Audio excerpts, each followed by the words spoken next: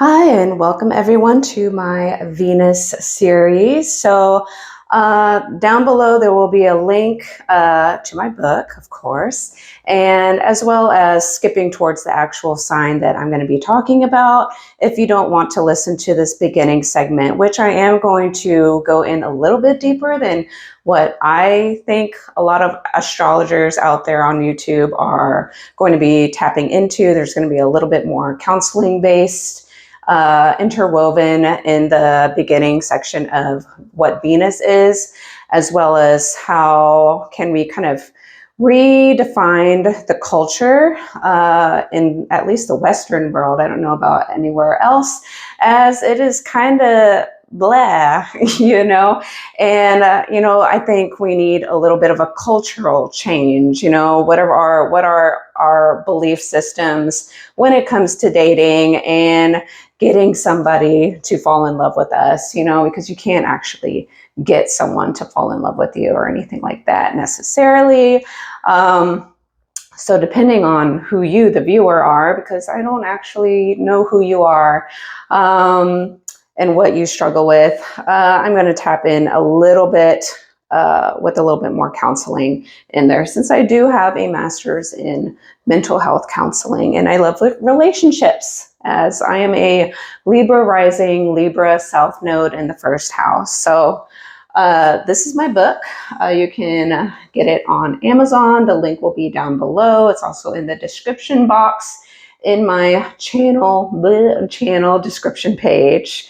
It is like a personal story. You can learn a lot about it, or learn something about it from reading. Of course, you're going to learn about it if you read it. But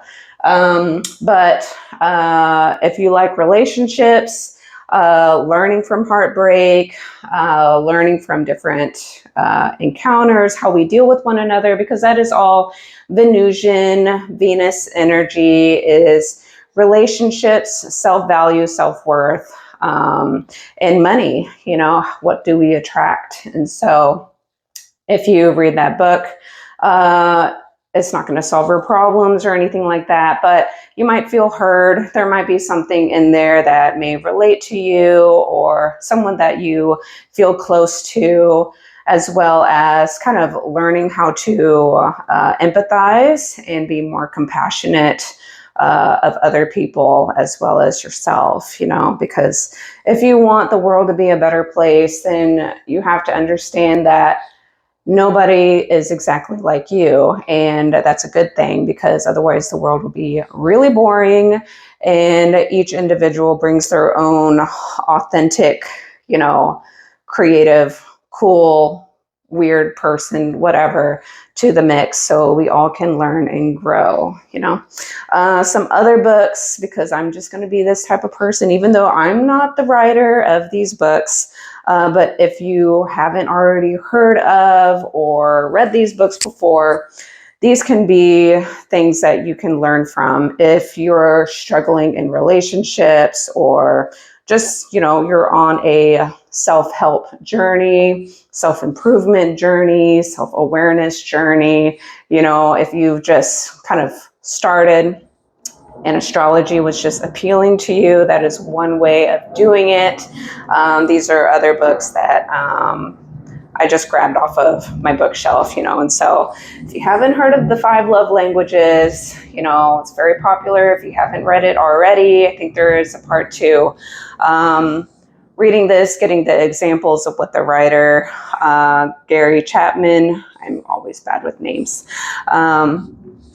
basically, we have 5 love languages. You can say in astrology, the Venus signs in the 12 zodiac signs are 12 zodiac love languages. It's just a little bit different in how we kind of interpret it, or another level of stuff.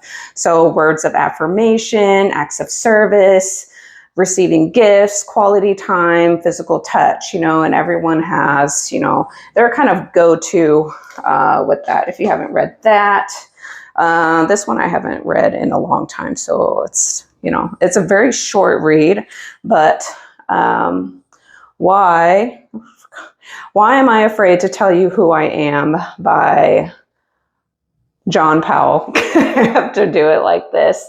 But if that is interesting to you, I'm going to try and link them down below so it's easy access.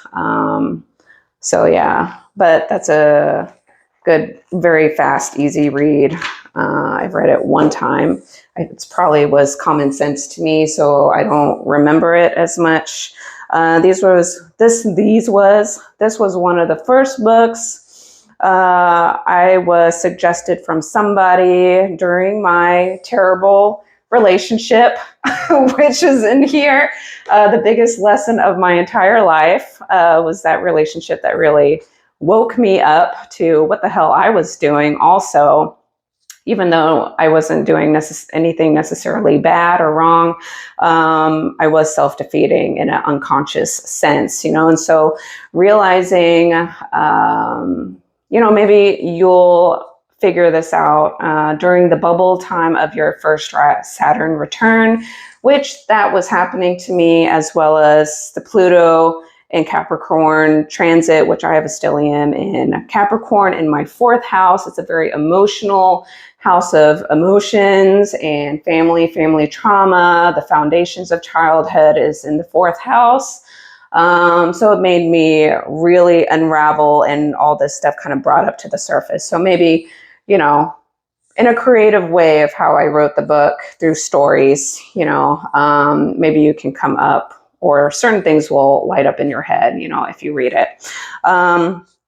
Someone had suggested this book to me, Get Out of Your Own Way, which for me, it made me realize 70% of this book was my partner at the time, not necessarily me. And it was making me very angry and got me in my critical Virgo in 12th house mode of criticizing and trying to get somebody else to fit what I wanted, which you can't do. You can't do it. You can't force anyone who's not ready to fit in your mold. You can't do it, even though you have an ideal picture of we're going to be the perfect couple, or we get along so well, or it just flows, but there's so much more to relationships than it just kind of just going with the flow and expecting it to work out in the long run. You can be attracted to each other in the beginning. It can be fun. You can busy yourself with all the entertainment stuff, which is, the dating, the Leo 5th house stuff.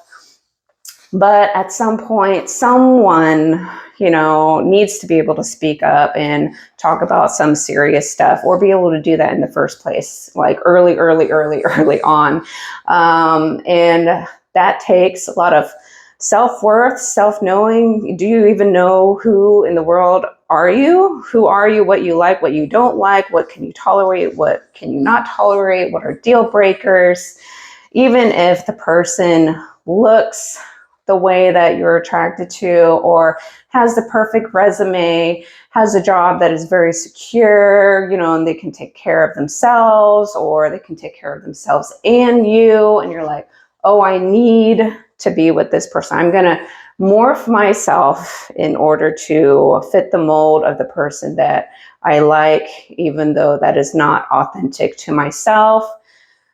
Later on down the road, if you are not authentic to yourself and what you truly wanted, even though you were disillusioned in the beginning by the romance and the entertainment and what could be, you might end up feeling kind of sad and lonely, or this is not what I want. And then, you run into problems, or things get more complicated after you already get married or you have kids, and it's a lot harder, So changing the culture of, how we approach relationships and making that more of a popular norm. That's the cool thing to do. That is just what people they tend to do that now, instead of the old way, swiping 1 million times on a dating app and kind of looking down the resume list and their little picture and saying, no, yes, so quickly, and overriding so many other things, you know, can really make you miss out on really good relationships.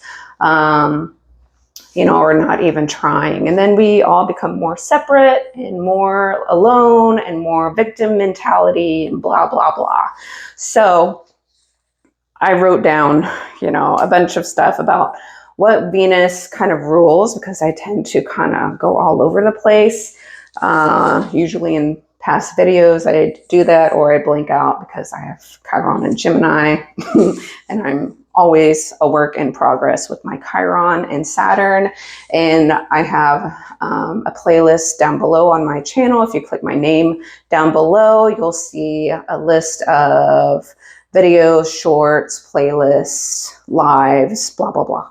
And you can click on playlists, and it's whatever I have put up so far is organized there if you want to check out other videos to help you, you know. Otherwise, why am I doing this? You know, I'll just help myself. I'm not going to help you. I don't know who you are, you know. But, you know, I love doing this. I do it anyway at work, you know, with my coworkers.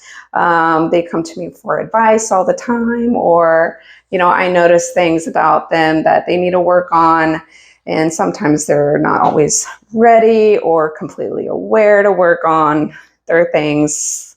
And that's fine. I see them all as my little children, even though a lot of them are older than me, or some people, I don't know, whatever. So basically, Venus rules charm and magnetism, just kind of what naturally kind of gravitates towards you, as well as what you may be giving off to other people. Remember that Venus, if you're new to astrology, Venus rules 2 zodiac signs. It is the ruler of Taurus, which mainly rules our self-worth, our self-value, and our personal finances, as well as Venus rules Libra. Libra is the relationship house. It rules other people, because you're not thinking about yourself anymore when you're in a relationship. You're kind of thinking about yourself too, but if you want a relationship that is harmonious, you do have to consider the other person. Otherwise, why are you in a relationship with another person? Just be in a relationship with yourself, you know? So in order to create a harmonious relationship, I forgot what I'm talking about. See, this happens to me all the time. In order to create a harmonious relationship, you have to be what Libra stuff, diplomatic, kind of know when to kind of back off and not be so assertive. You know, sometimes there's someone who is going to get their way, you know, and there's going to be someone who might not get their way as much at times, but hopefully it's to a point where it's not a deal breaker, or it's not damaging their relationship or hurting one another. It's just sometimes, you know, things are going to favor someone else. You know, like if one partner loves football and the other person hates football, and they love going to the museum and vice versa, they're going to share in, you know, well, I don't know if they will share, but hopefully you're going to kind of compromise and say, like, I know that you love football, even though I don't really care about football, and I will go,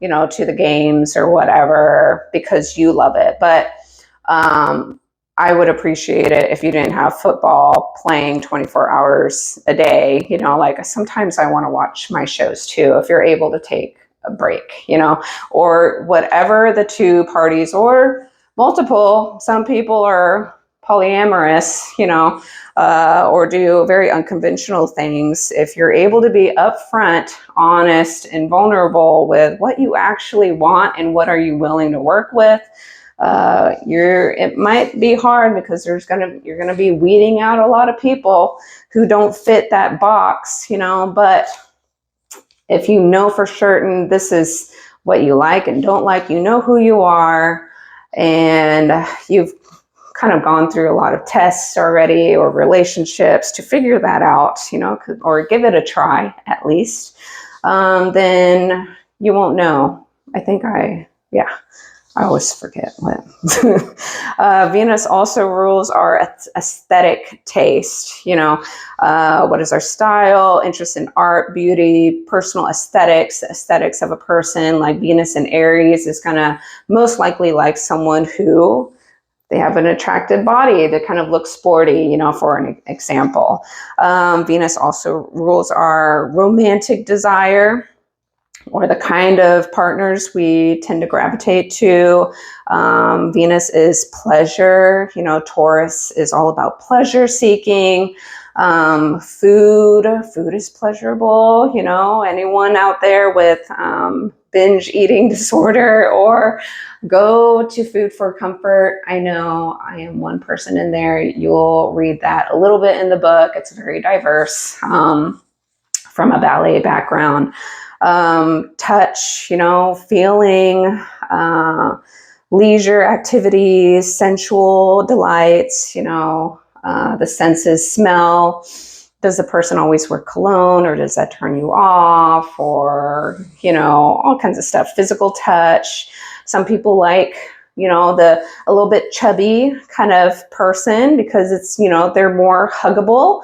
And some people aesthetically, maybe the more super toned and maybe bony-ish people, maybe that's how they find themselves attractive, but maybe a partner will be like, it's too masculine for me, like on a female, or she doesn't look healthy, whatever.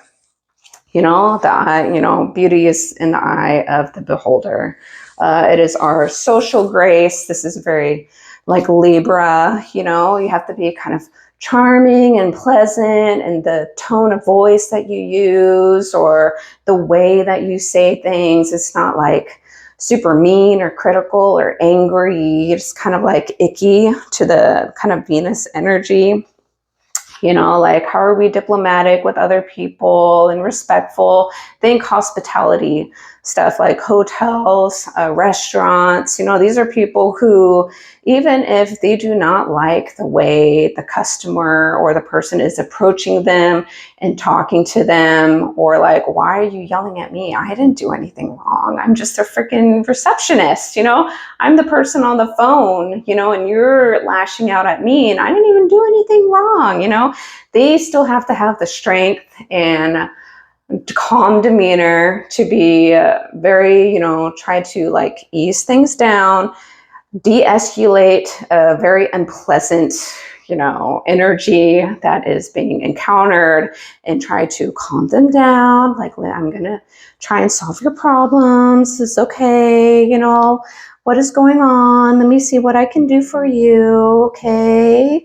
That is very Taurus, Libra, Venusian energy, dealing, de-escalating and rebalancing, unpleasant situations. That is Venus.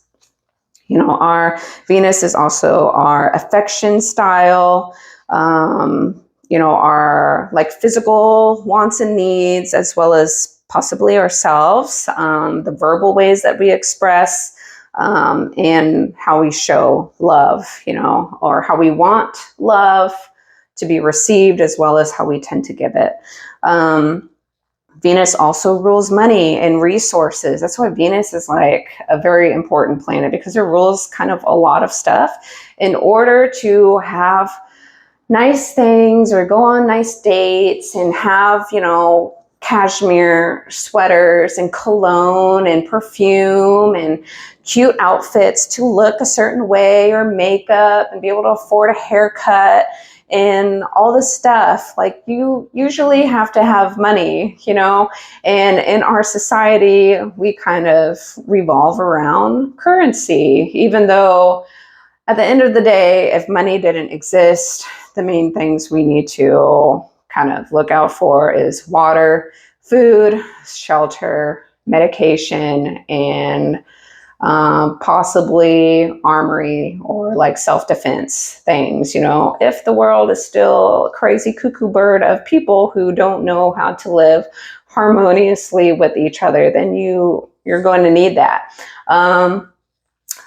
or you're going to still need that, or you're going to have to self-defense yourself against a really hungry tiger who wants to eat you instead of a deer or something like that.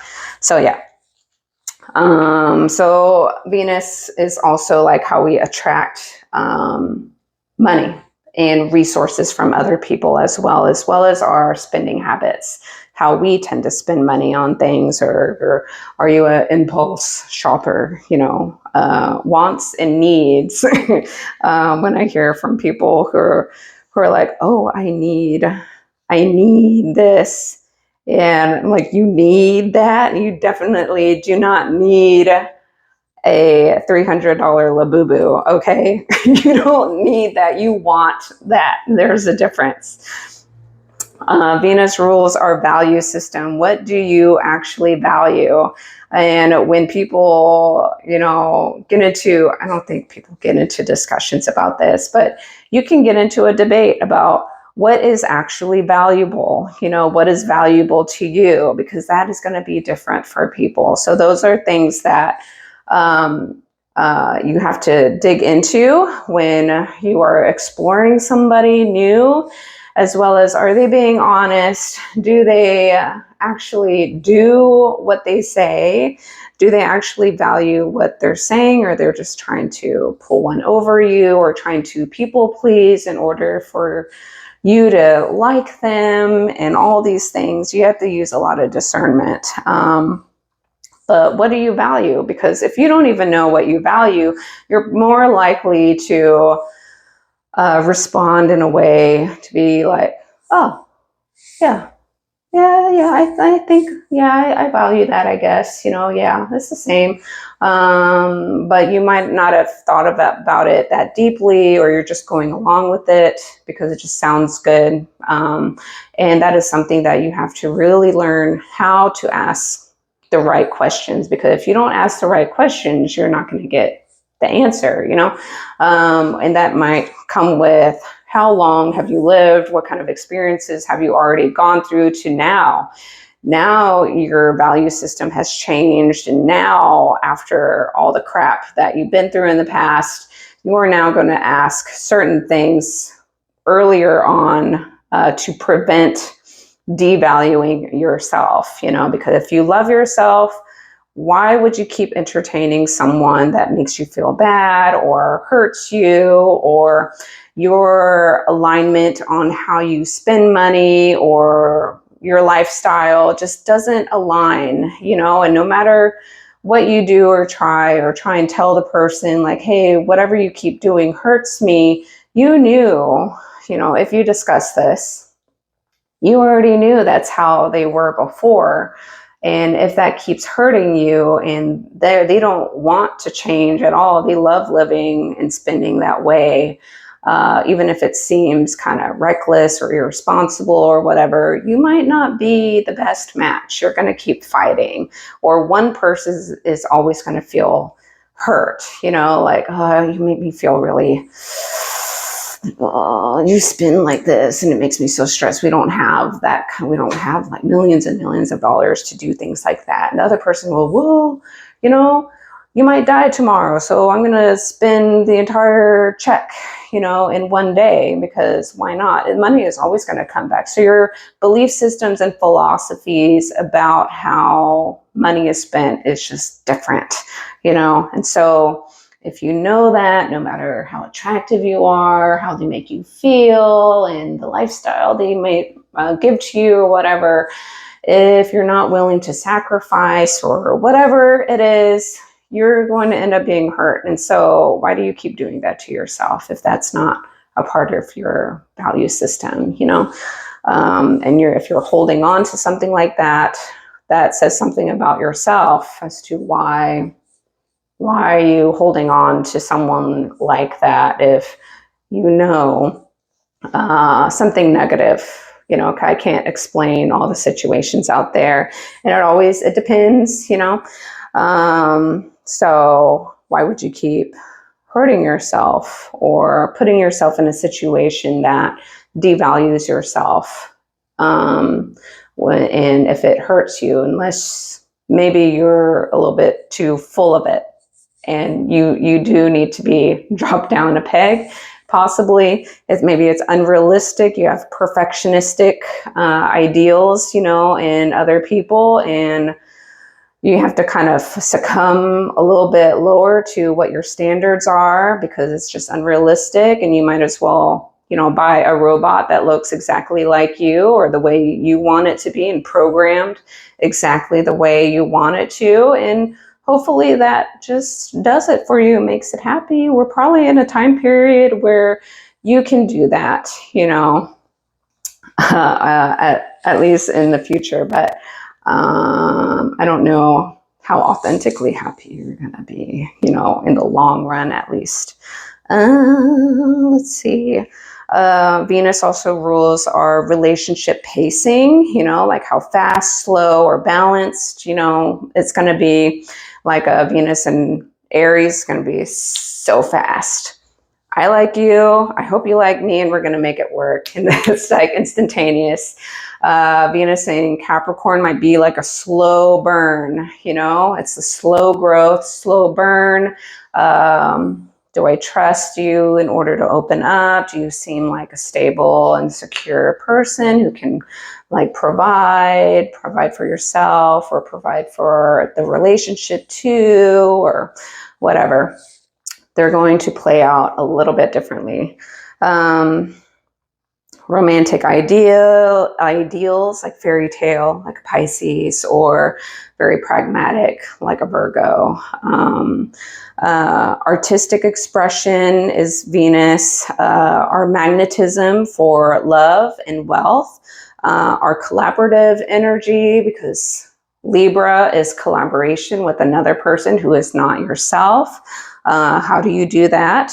Your seduction style, like a Venus in Scorpio is going to be very deep, almost like intrusive, wants to get into your psychological psyche, which, maybe like a Venus in Leo or someone who has a ton of Leo might be like, this is too much.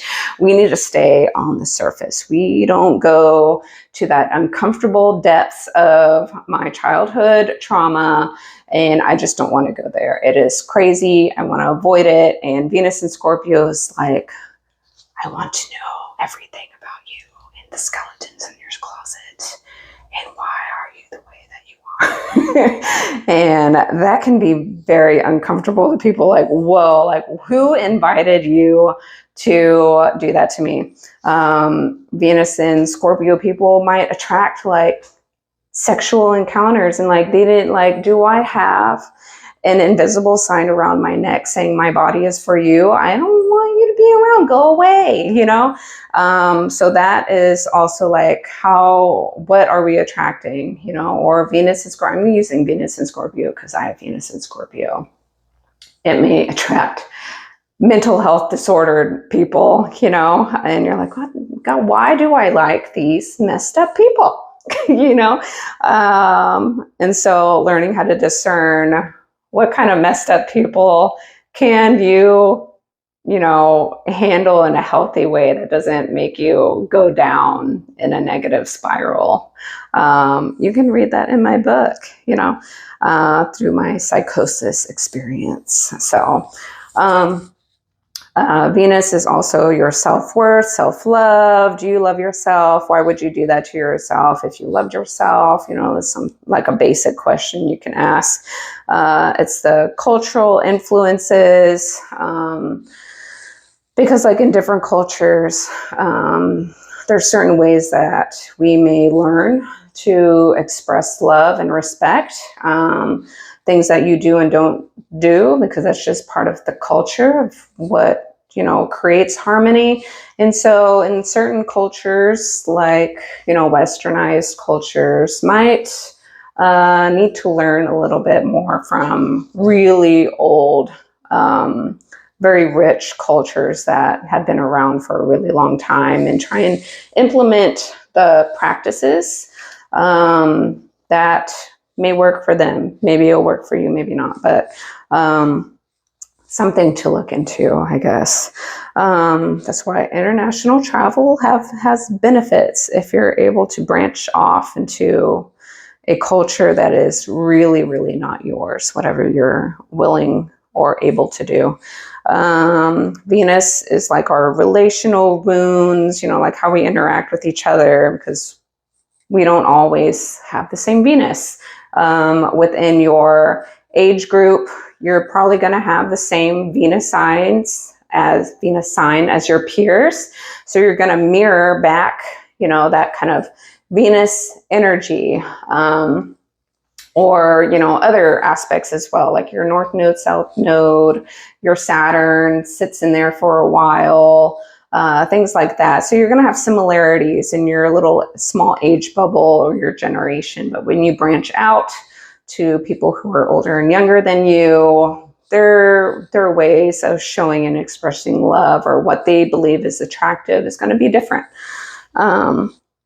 So yeah, and then Venus is our love language, like affirmations, physical touch, gifts, acts of service, quality time. And Venus can be like a projection mirror, which all of us tend to be a projection of each other in our shadow self, our unconscious self. When people say, oh, I'm working on my shadow, that is no longer a shadow. You're conscious of what that is, so you can now work on it. Shadow is something that is like almost in the 12th house. The lights are off. It's not easily accessible. You're not aware of it. So if you're not aware of it, how can you consciously work on it? It's unconscious. Okay. Kind of going off onto another segment. This intro is going to be really long. So Venus can be like the economics of love, how we exchange energy, time, money, and attention in relationships. So maybe it starts off really good in the beginning, but over time, if you don't work on it, if you don't water the area that you want it to grow like a plant, or nurturing like a cute little puppy. I'm about to get another puppy. So cute. If you don't, nurture, the relationship or whatever, it's going to die. Like the living plant, if you don't water it, it's going to freaking die. You have to kind of always tend to it. And if you're not ready to do that, you're still working on yourself, it might not be the best time to get into a serious relationship. And hopefully, if you want a non-serious relationship, that you communicate that to the other person, because that's bad karma, okay? Venus is also like a boundary setter, because it's your value. It's like, I will not tolerate that, and I'm going to communicate that to you when it feels hurtful, or you're overstepping, someone's overstepping, almost like sexual harassment or rape, or anything like that. That like, no, you're not allowed to do that. I don't trust you. I don't know you. Well, you don't just have access to me because you bought me a coffee and now you get access to my body. Does that value add up? That doesn't make any sense, right? But there are people out there who is like, well, I bought you a meal, so, you should put out. You're like, no, so no matter what the belief systems are, there are boundaries, and some people don't know how to communicate their boundaries firmly. And there are people who do not listen and hear the other person when they're speaking their boundaries. They're like, oh no, they didn't mean it like that. They're just playing hard to get, and that's when things get really complicated, blurry, toxic, and you're diving into a really bad situation for all parties. Venus also shows how we feel desired, everybody, some people will love it if you give gifts and being spoiled, and some people will be like, I really don't care, like it's just a lot of stuff, and they don't care about material stuff. They care about quality time and learning from each other or doing other types of things. Venus is not just love, it's diplomacy. So it's like, how do you reciprocate, negotiate, compromise, and balance the needs of the people who are involved? Venus is our attraction field. I already mentioned this with like what you tend to attract. Venus is the shadow side of, like the shadow side of Venus can be vanity, entitlement, manipulation in love in order to get what we want, or using charm kind of as a weapon. You can even do, people do that even in non-romantic relationships. They do that in business, marketing, in order to like lure a person into buying their product, or choosing their service or company, like, oh, blah blah blah, or how they word things, to kind of make things blurry, or kind of woo someone in order to spend their money. It's that, positive or negative, it really depends on the person. Venus can be like a glue that keeps people together in a positive or a negative way. That is beyond passion. It's shared tastes, values, humor, lifestyles. And if the persons were not authentic in the beginning, they kind of lied, or just like, oh yeah, I can do that, but in the long run, they hate it, or they want to roll their eyeballs, like, oh, again, then why did you say that you liked it, in the beginning, so you could just get the person, but you don't like it. Just say like, it's okay, like I don't mind, doing that activity or whatever, going with you to that, but it's not something that I want to do all the time, just verbalize it, and hopefully the other person is respectful enough to understand, and you work it out. It's not like, but that's not fair. If you love me, you should always do what I want, otherwise you don't love me enough, like that. That's not very loving, actually. That's like controlling. Venus and the body, Venus kind of also shows what kind of aura, physical body type, personality that the person kind of gives off, even though they are not that actual zodiac sign that you like, or just like the energy of it, maybe like a hint of what that person's Venus type they are drawn to, as well as in a synastry chart. Where are all these planets, entering in the other person's houses? It's kind of create, this like, what kind of energy are the two encountering together? So as a cultural change, lessons that Venus can teach us is like shifting from transaction type of relationships into reciprocity, blah, you know what I'm talking about. So like dating apps out there, the online dating may have made it a little bit more transactional. You read the short pamphlet and the little picture, of the person that you want to swipe, and if they don't match all these things, the height, the type of job title, blah, blah, blah, then it's a no. You're going to bypass them instead of letting things naturally flow organically, whatever works for you. Because I know it's not as easy to meet new people out there, as in the old times, even though I'm not that kind of old. But yeah, it's, shifting our mentality of how strict are we getting, or how unrealistic are we really, when doing that. We might be omitting people in the beginning, or trusting what they put on the front page. But when it comes to their behaviors, follow through, how they communicate, you don't really see that, on that page, so then it'll just delete it, and then people get sick of it over time.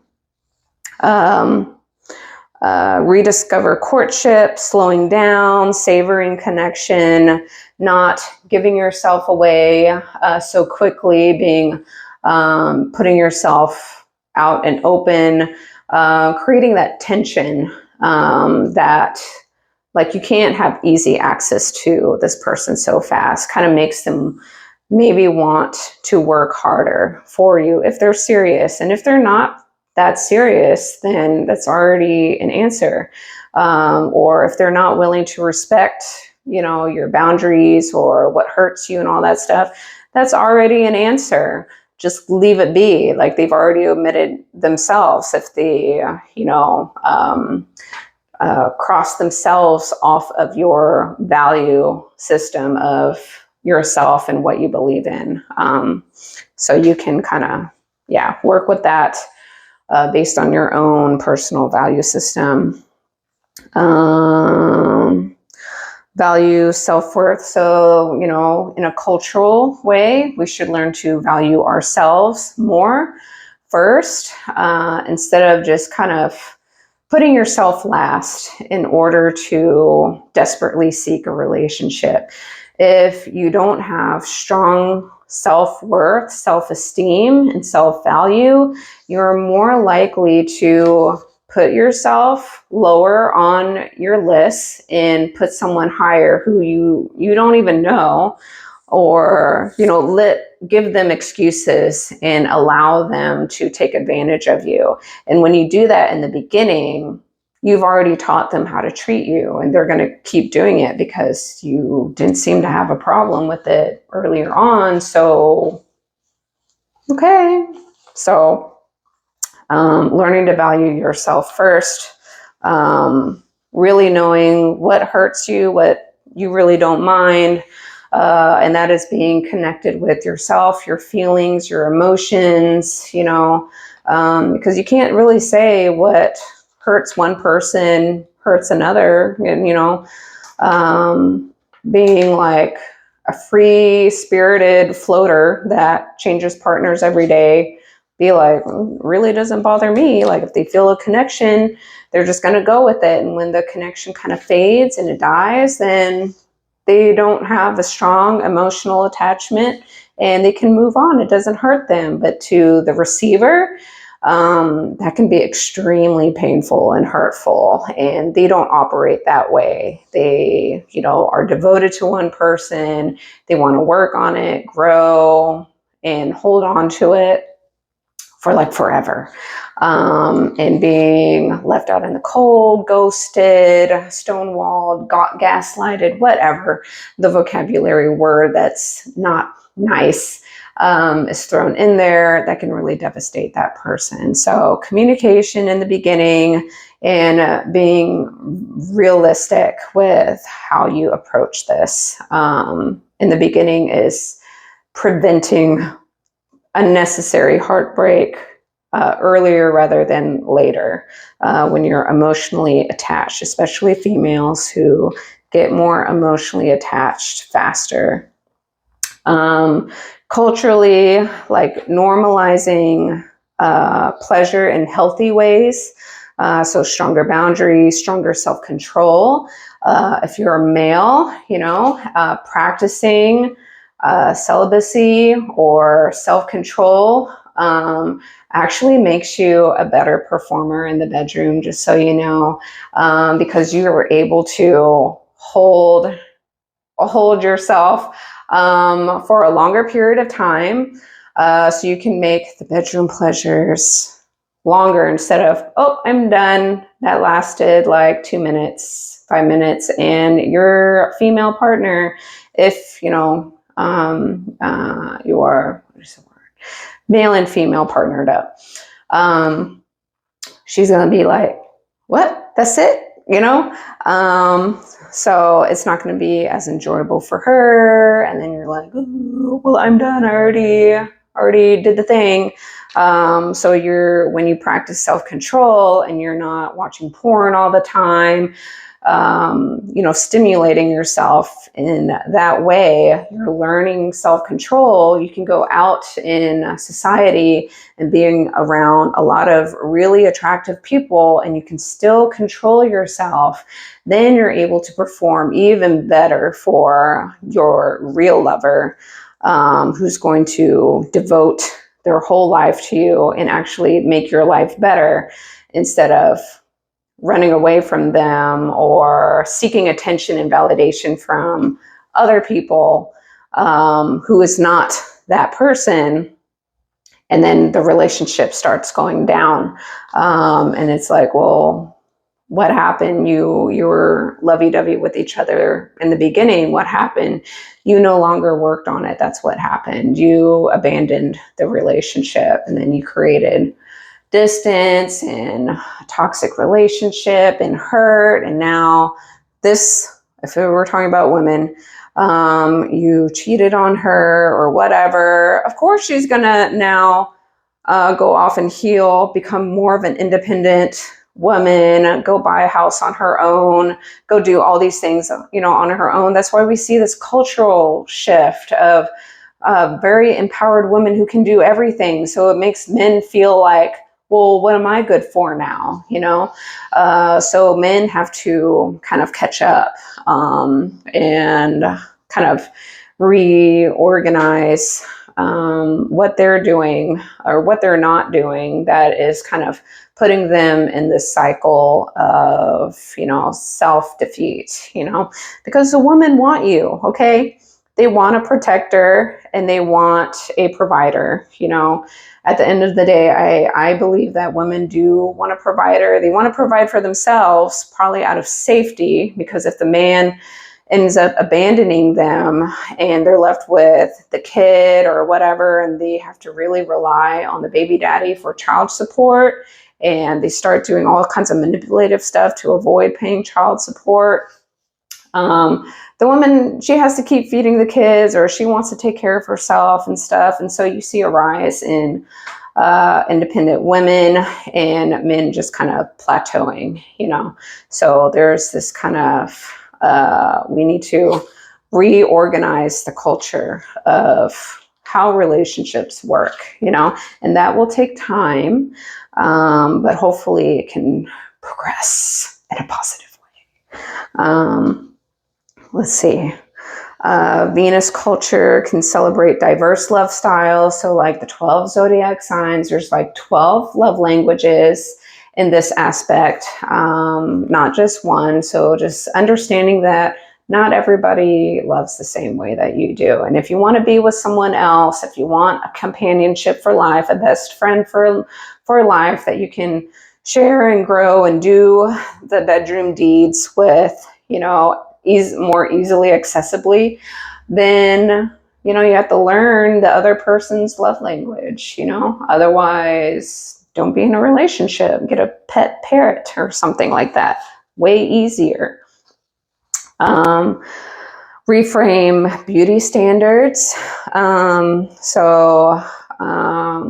How we see beauty, not everyone sees beauty as the influencer online who has a certain kind of look, certain kind of body, surgery, and all this stuff, or certain kind of dress style. Sometimes people see that's like, okay, that's nice, but I want beauty is even deeper than that, beyond the surface part.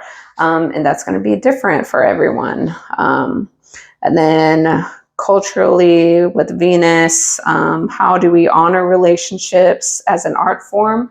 Because it always changes. It's like art, it's not, relationships are not an Excel spreadsheet, it's not 1 + 1 = 2. And it's that simple. It's just not, it's harder.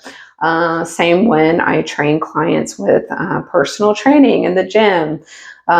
When somebody does a squat, if I have 10 people doing a squat in the beginner's level, sure, they're doing a squat, but they're all doing a squat kind of differently. And I have to make adjustments of why do they feel it like this? Why do they feel pain here? What is a weak point? Why are their knees buckling in?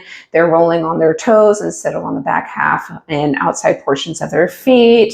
They're leaning too far forward. Their abs are weak. That's why they do that, even though they try so hard.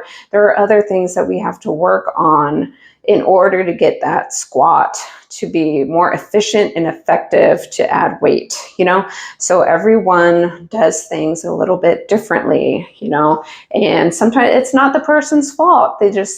That is the way it is right now based on whatever happened to them in the past, or they learned incorrectly, or they didn't think of it that way. They didn't think of it that deeply because it's just a squat. It's like, come on, but there's way more to it, and so it's just like, how do we broaden our brain and belief systems of relationships are like an art, and that is very hard because everyone is different, so it's really hard, and it can be kind of scary to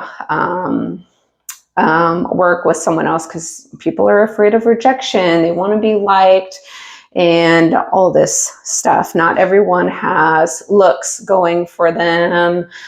Some people are not everyone is funny or charming. Not everyone has the words to entertain or express themselves. It's just everyone has their own struggles. That's why knowing your Chiron and your Saturn placement are really important. Knowing your ascendant sign, which, puts the order of your whole chart in order, or blah, blah, is, it helps. All these things can help you understand yourself a little bit better.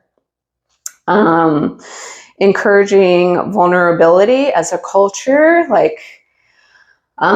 because if you're able to express yourself without the fear of rejection or being ridiculed, bullied, embarrassed, publicly humiliated, all this stuff, if you have the courage and bravery to learn to do that, even if it's like a little bit at a time, because it doesn't feel secure. It feels very nerve-wracking, and, you want to protect your ego of like, I'm the best, and I'm not going to show the negative sides of myself because I don't want this person that I like to know all the bad stuff about myself, because that will turn the person off, and yeah, that's valid, but if you're more authentic, you are going to you're going to receive a person who is going to understand and be more compassionate and work with you if that is what they're willing to do,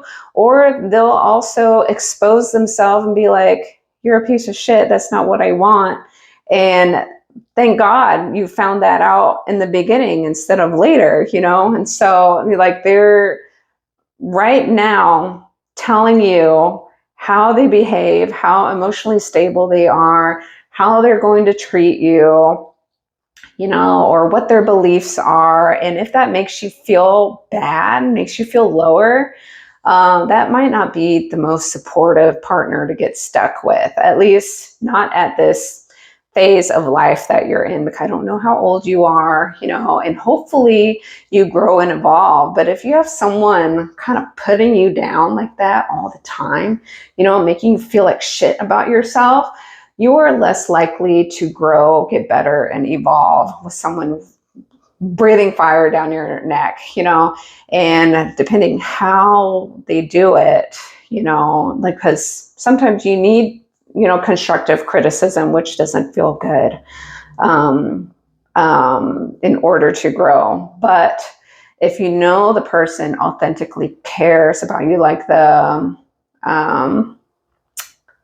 intentions are true and loving, and it's like, I'm saying that not to be mean to you, I'm saying it because I care.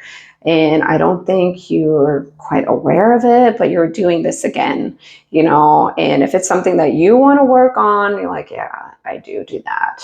Like, do you want it to be better, or this is something you're not ready for right now? Like, you're not in the mood, the mindset, a lot of crap is happening in your life right now to add another thing of suckiness to your life. Maybe it's not the right time, and that person is going to show you who they are in the beginning. And so, it can be like, oh, wow, like, I'm glad I opened up and expressed something vulnerable, because I wouldn't have known that this person is going to actually have my back, you know, and help me as a person, you know, like your growth partner for life, your best friend, your companion, someone that you can come home to when you don't trust the other people out there in the scary world. But this person is going to we're going to kind of understand, as long as you are also willing to work on the relationship and be honest. Are you actually going to work on your flaws and whatever? Because if you don't work on your part, if you keep making excuses over and over again, if you don't change the way that you're communicating to your partner that you want to change, and it keeps dragging on and on and on, that other person who is so supportive and patient for you, they're eventually going to leave you, because, you know, it's starting to be a drag or become really draining. It's putting them down. It's making them change who they used to be, and they used to love themselves, and now you brought them lower, you know, in order to match your level of self-esteem and self-worth, instead of you trying to rise up to their standard of self-worth and self-esteem, you know, and being patient enough for you to get there. And they had to come down to kind of help you keep coming up, you know, while they still maintain and hopefully still also grow. So it's like a dance or a balance of the two. And that's going to determine, is the relationship going to work in the long run or not, you know? So, and no one can really, really determine that besides the two people in the relationship. Even if you go outside of the relationship to ask for advice, make sure you talk to the actual person that you're in the relationship, what's going on, not all these other people who have no idea what's really going on or how the other person feels in your relationship on how you need to approach the relationship. You need to just talk to the person you're in the relationship with, because that is just insane. Venus in a cultural change way, integrate money and love with awareness, because Venus rules money, and we know a lot of couples, they fight about money all the time. How do you spend money? When you make a big purchase, do you communicate and talk to each other about it? Or you're like, I'm the one who made the money, so I don't care about what you think or whatever. We're going to buy the couch like this, or we're going to decorate the house my way because that's the way I want it to be. That's not very loving. You have to coexist with someone else who has to also enjoy the environment. You have to come to an agreement. And what your value is on a house, if you are going to buy a house, you know, what size, how big or small, is it realistic? Does that leave room for your lifestyle, travel, education, activities, entertainment, or are you going to be house broke? You know, how do you allocate, you know, extra savings? You know, what makes you both feel safe and secure? Does anyone have spending habits, shopaholism, gambling, addictions that will take away from the home team, so to say, because eventually that's going to hurt the partner, you know? And if you're not honest, you get like sneaky behavior. Someone opens a new credit card under their name to, you know, hide statements from the other. Yeah.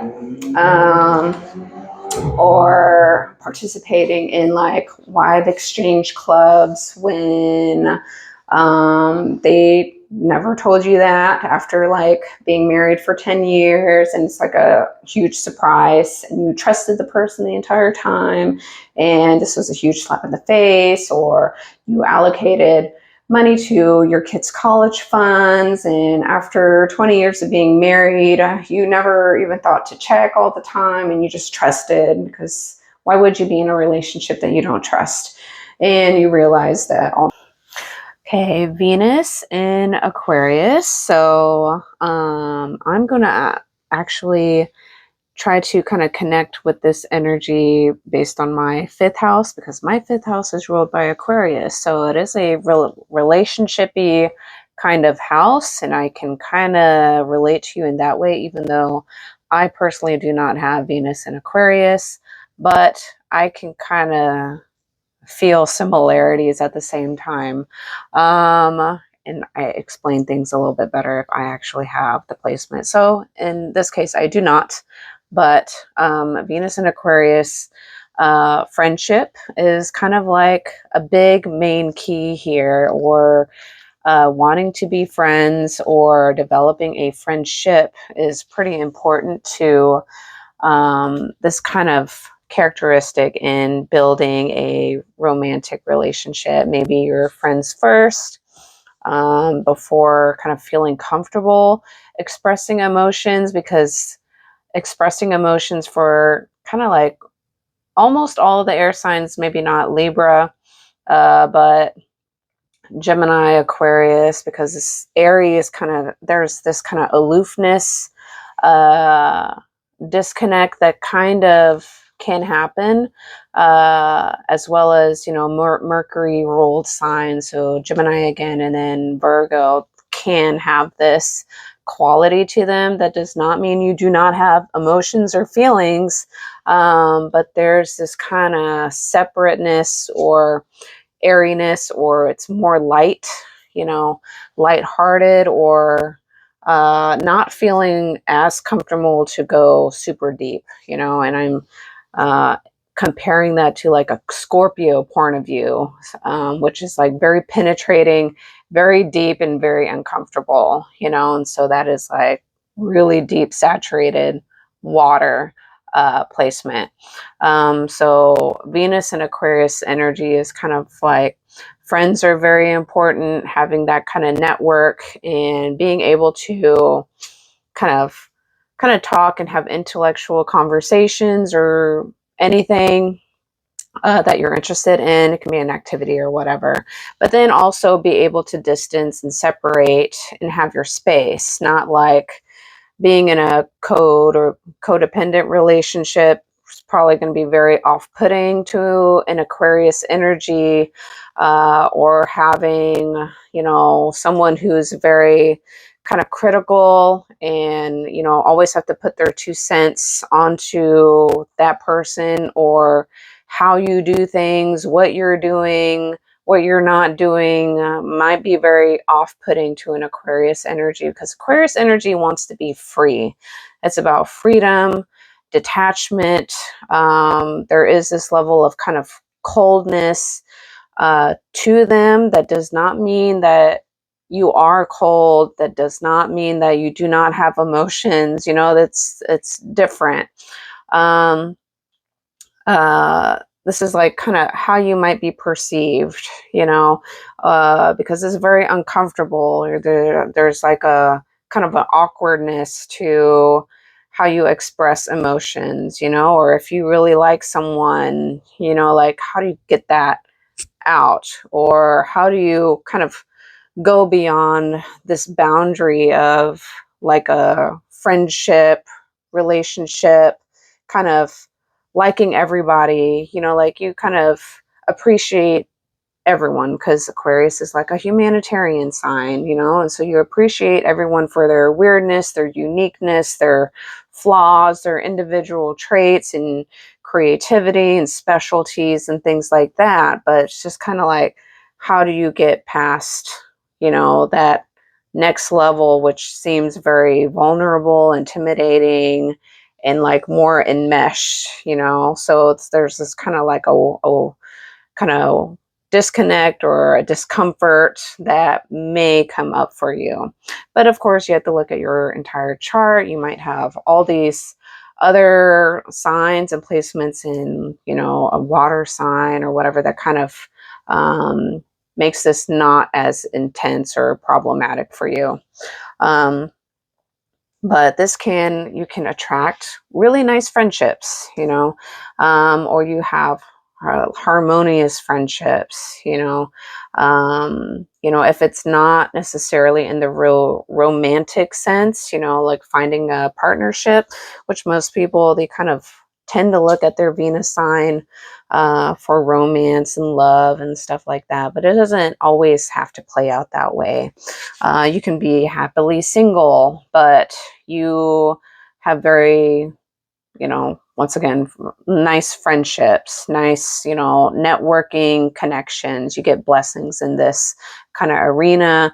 You might get a lot of kind of gifts or finances in this realm, like friends who just spread their wealth, or you connect with a lot of networking people who you tend to get gifts or trades, or like, hey, can you talk about my product? You're so influential, or, a lot of people love you, because that is Aquarius, it's a lot of people. So that can play out for you as well, depending on what's happening in your life and what choices you kind of made or not made. Aquarius energy can kind of have this kind of uh, um, uh, I'm sure you have heard of it, but it's kind of like a ghosting energy, or just kind of disappear sometimes, and I have encountered someone who had like a lot of Aquarius energy in his chart, and he came off as very confusing to me, and I verbally communicated it after a while when it became like a pattern, like what do you want? Like I thought, like the perspective from an outsider who does not have Venus in Aquarius or a ton of Aquarius energy in their chart, it can come off as very confusing if you're giving signals that you're interested or you want more than a friendship, but then the communication or the avoidance, the roundabout ways of getting attention or whatever else is going on for that individual can come off as very confusing to the other side. So that is something, if you are challenged in that area, because you might not be, you might have great relationships. But if that is problematic for you, then the perspective of the other person can, be very confusing, and not everyone is going to wait around, or they'll be like, what, this is just not the right time. And then they find someone else, and you might push away or repel someone that you might have actually got along with or had a really good relationship with, where you're both independent. Because people who tend to be independent, they, and they want a healthy relationship, they're usually willing to communicate, because if you're going to be independent, there has to be some kind of connection intellectually in order to make the relationship work. And so someone who is not codependent or just really clingy or needy or needs to be around you all the time, needs that quality time 24/7 in order to feel loved or not anxious that you're going to disappear and run away. If that is not something that you want, which usually Aquarius energy needs to not feel smothered or not feel like someone's watching them all the time, or they have someone like peeping across their shoulder at what they're doing all the time. They want that freedom to be like, I want to pursue my interests, my patterns, your creativity or your research, whatever it is that you're into, without someone like hovering or being a helicopter person. You want someone to have their own life, and independence or their own interests, and then when you come together, you can share, you can exchange, you can take turns. If one person's into football and the other person's like totally not into football, but they're into the arts, you trade and exchange, and it keeps things a little bit interesting, and you get to share what each person enjoys, even though that's not what you would initially do on your own, you know, so it keeps life a little bit more interesting in a partnership. So that's kind of more of what I would think a Venus in Aquarius energy would be like. You can be into people who are kind of quirky or just very unique or exotic or just different, you know, like you're not going to go for the typical cookie cutter what everybody is apparently looking for. You know, you want something a little bit different because you see through the facade of, you know, what that is. It's like possibly too superficial, or you know, it's just not going to work for you, you know, like the performative perfect looking couple, you know, on a magazine or social media or whatever. You probably won't go for that. It doesn't seem authentic and real to you or interesting enough to you. You know, it's not going to be what resonates usually. So that can be a thing for you. You can come off as detached, you know.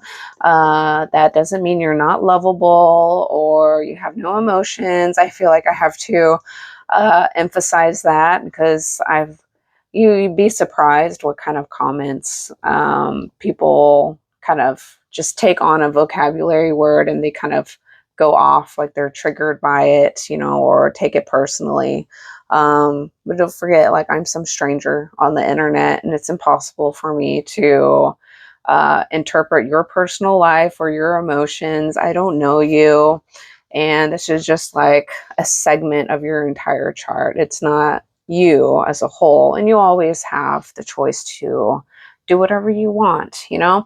Learning to kind of break free from these planetary holds that are in your natal chart kind of lets you do more with it instead of, you know, if you find that you're having patterns that are leading you to what you do not want, you know, and it's happening over and over and over again and you're not getting the results that you want, you know, you can seek astrology in your natal birth chart as to self realization, self acceptance, you know, and awareness, you know, and maybe you won't like what you hear, or sometimes it just affirms, like, yeah, that's totally me, you know, or it kind of gives you more insight in an indirect way that is not so attacking to you, because usually if you hear it from someone that you care about or family or close friends, sometimes it stings more.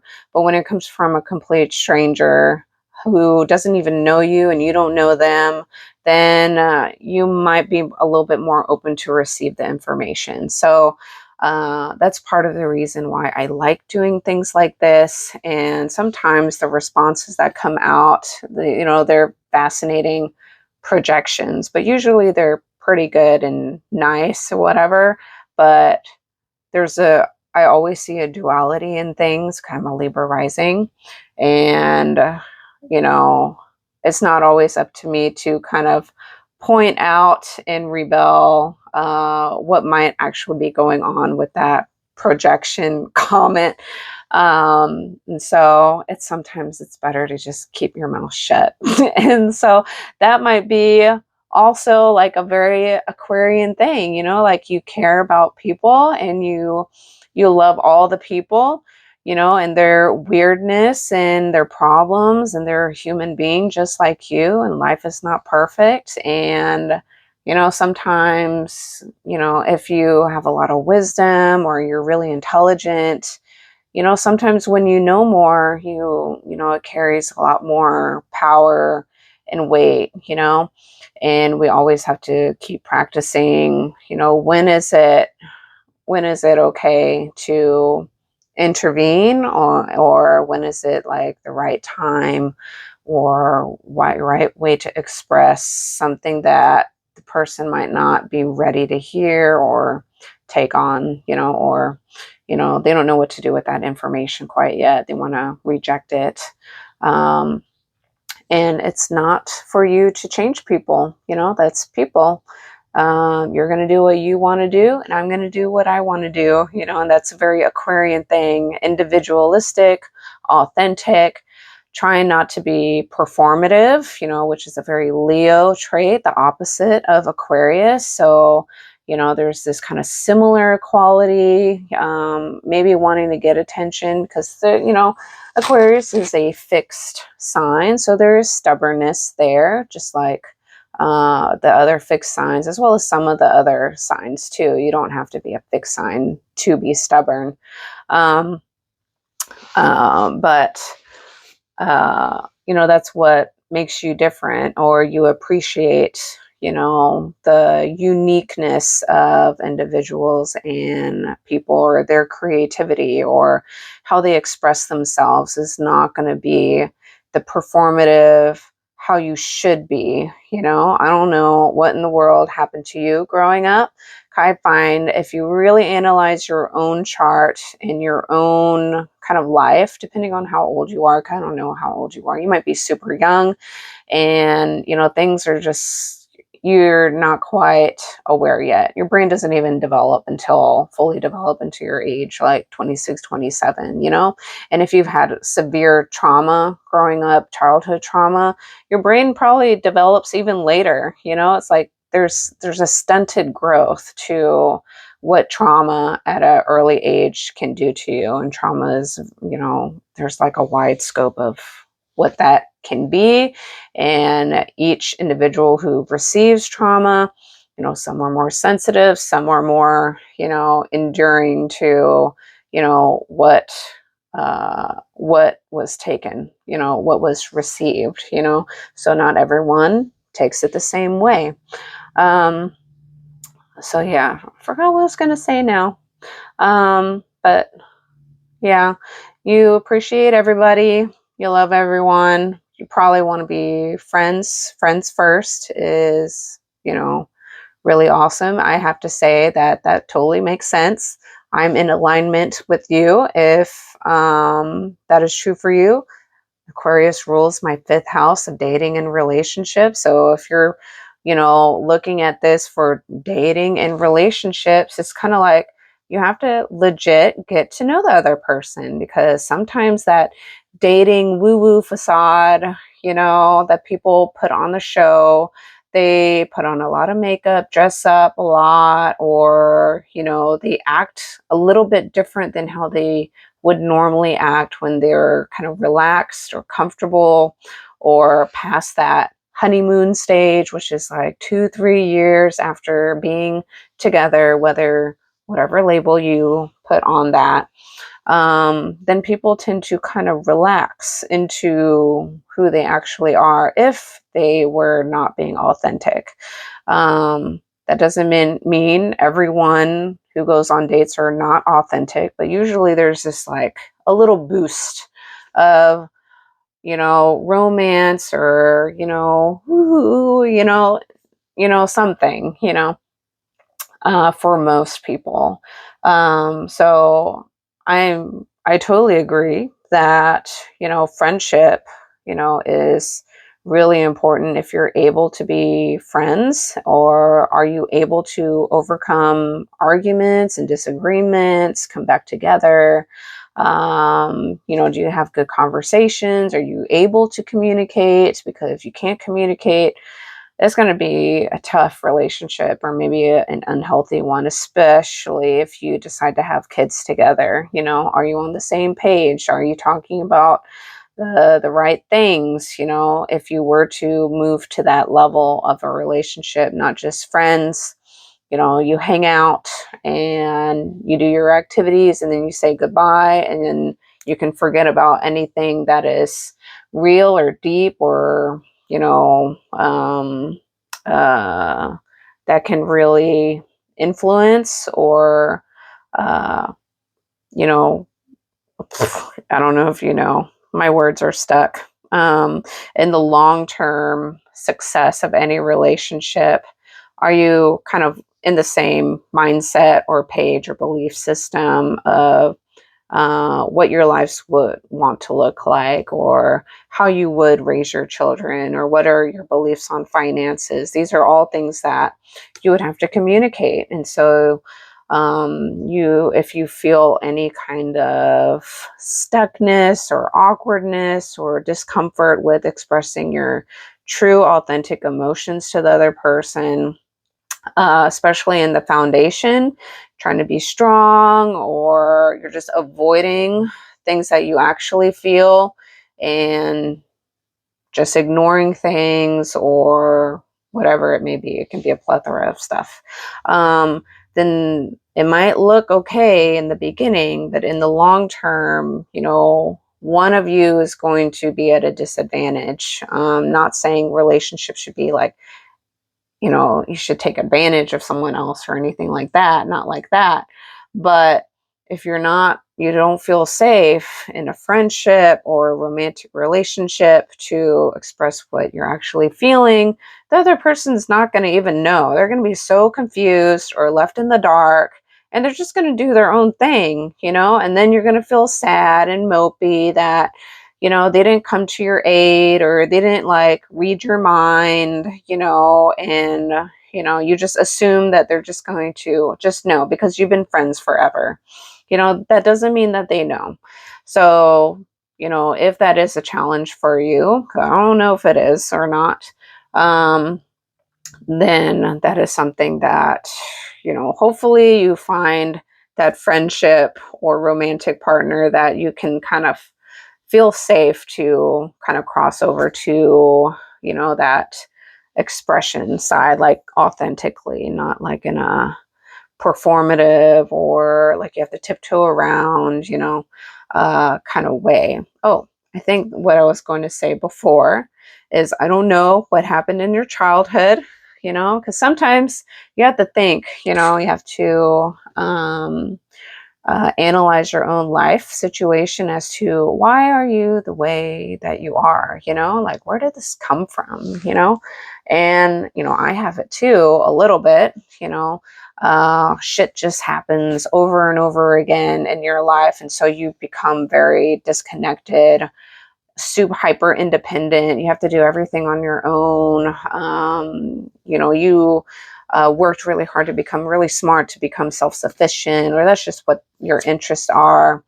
And maybe in childhood you had a parent or both parents or siblings or something that were very critical of you. And so they kind of tried to criticize or make you do things the way they wanted you to do it, instead of allowing you to be free and trusting you that you were smart enough or talented enough or creative enough to figure it out on your own or problem solve things on your own. Maybe they were like too hovering, or they were stubborn in their own way, or they're very smart and intellectual as well, but they're stubborn in the way that they wanted things to be, and so they try to enforce that onto you. And so you learned a lot of stuff and you understood, or however it played out for you, but then there's this quality of like, give me some space, or leave me alone, or there's kind of like a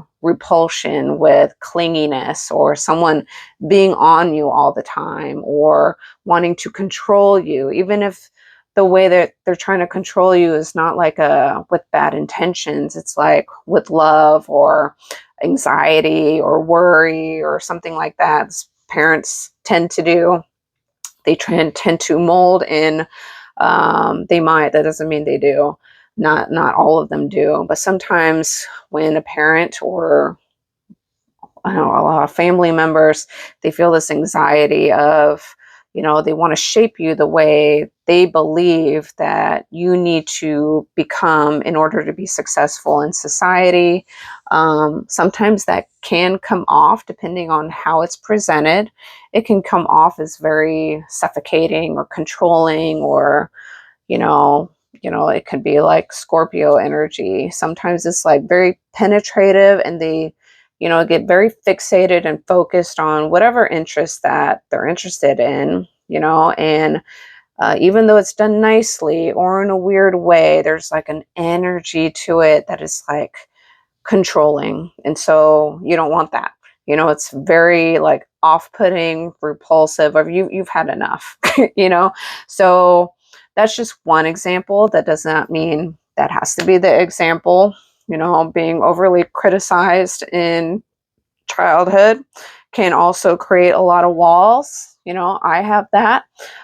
So see what kind of natal placements your parents had, and you're like, oh, that makes sense, or I could totally see that, or they withheld emotions, you know, so you don't even know how to deal with emotions because everything was just intellectualized or so fast to where you didn't even have the time and space to process your emotions. You just had to hurry up and think about everything, you know, and so there could be a disconnect, even though you feel the emotions. That's not what I'm trying to say. You feel emotions, you're, you know, it's there, but it goes up into your brain and into your mind and trying to intellectualize things like that, instead of just having the time and space to like sulk or marinate in whatever feelings, you know, that is, and like, what the hell is this, you know? And so maybe in childhood you didn't get that time and space, and so when you're an adult, you give yourself that space now because you're an adult, or you're self-sufficient. And so now when those emotions come at you and like, holy shit, like what is this, you might just disappear, detach, feel awkward, not know what to do, not how to put words to how you feel, because all of this depends on your unique placements, your unique life. It has nothing to do with astrology whatsoever. It's just you're going through issues with this and then trying to find some source of what the hell is wrong with me. You tend to lead or lean on astrology for guidance or help or strength or whatever it is, you know? So that probably is in a nutshell kind of what this kind of Venus and Aquarius kind of energy can look like. I do not know as a fact that is how it is for you, because that is impossible for me to dictate that is how you feel or what's going on in your life. But that is kind of what I would kind of think of with this Venus and Aquarius kind of archetype, and just Aquarius energy in general. Just different, unconventional. Sometimes it can be like a loner, nerdy, or into like nerds, or people who are just super smart, you know, engineers, researchers, scientists, you know, or they're into like very unique stuff, like, whoa, that's really cool. It's so different. I never heard of stuff like that. Or, you know, they love not following the crowd, you know, like they don't do the 9 to 5 job, or they're not going to do what everybody else tends to do, you know, go to school, go to get a bachelor degree, and then go get a job that they don't really like.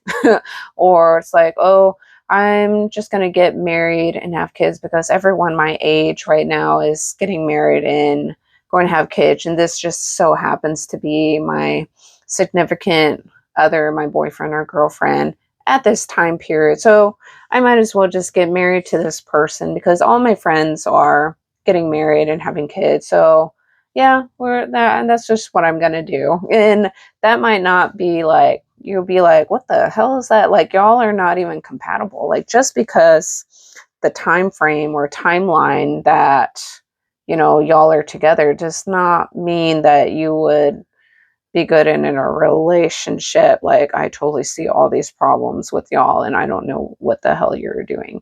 You know, that doesn't have to be the case, but there's something that's kind of different, unconventional. If everybody's going this way, you're doing something similar yet different, you know, in this department. And so I guess, you know, instead of talking over and over and over again, I will leave it at that.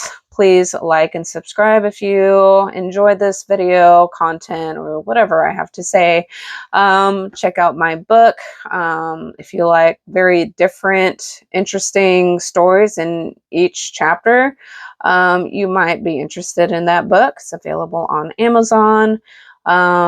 So yeah, and yeah, keep healing, keep growing, and hope to see you in other videos. Okay, bye.